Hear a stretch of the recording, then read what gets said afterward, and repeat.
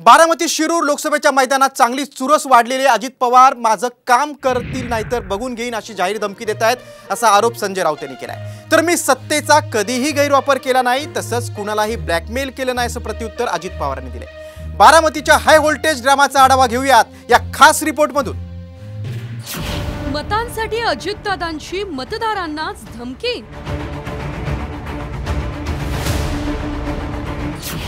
संजय राऊतांचा अजितदादांवर गंभीर आरोप। बारामती शिरूर मतदारसंघामध्ये स्वतः अजित पवार धमक्या देत आहेत जाहीरपणे। सत्तेच्या माध्यमातून लोकांना हिणवण्याचं, नमवण्याचं, ब्लॅकमेलिंग करण्याचं काम मी त्या ठिकाणी कधी केलं नाही। सुप्रिया सुळेंसाठी आता संजय राऊत बारामतीच्या मैदानात।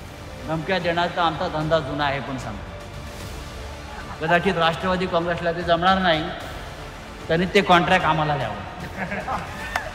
राज्यात लोकसभा निवडणुकीची रणधुमाळी ही सुरू आहे। अजित पवार आणि शरद पवार यांच्यामधील लढतीमुळे बारामतीची सीट तर प्रतिष्ठेची बनली आहे। मतांसाठी नेते मंडळी साम दाम दंडभेद असे सर्व हातखंडे आजमावत आहे।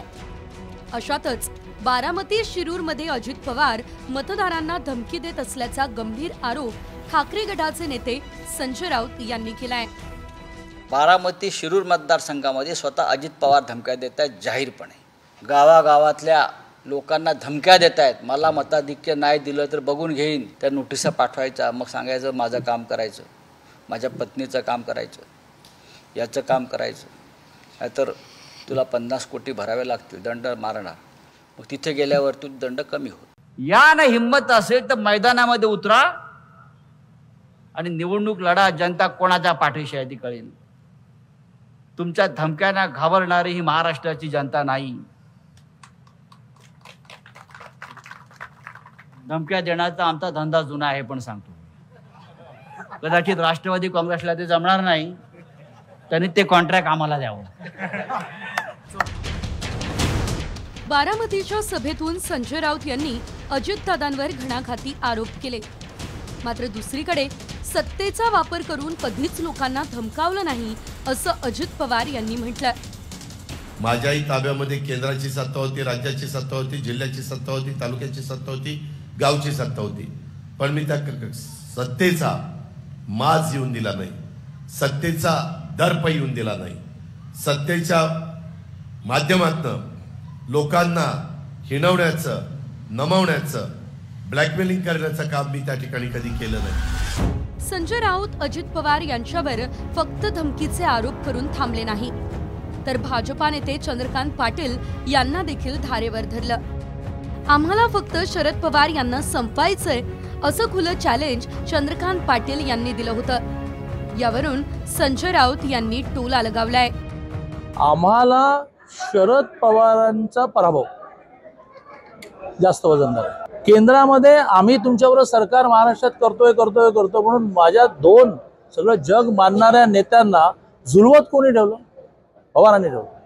पण आज मला त्या पवारांचा हिसाब चुकता करण्याची संधी मिळाली आहे, मला, माझ्या कार्यकर्त्याला।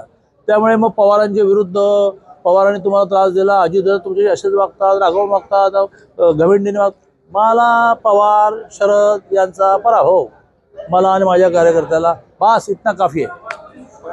हे तुमचं काय, कोण मगाशी नाव घेतलं, कोण मंत्री? चंद्रकांत चंपा कोणी? अजितदादांची लाडकी आहे चंपा।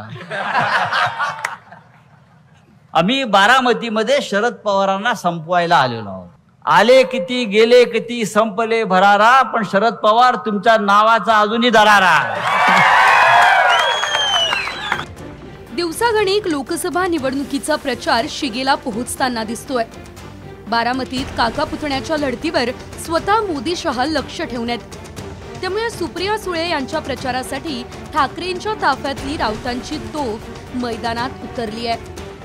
आता भाजपकडून अजितदादांना नेमकी काय रसद पुरवली जाणार हे पाहणं महत्त्वाचं ठरेल।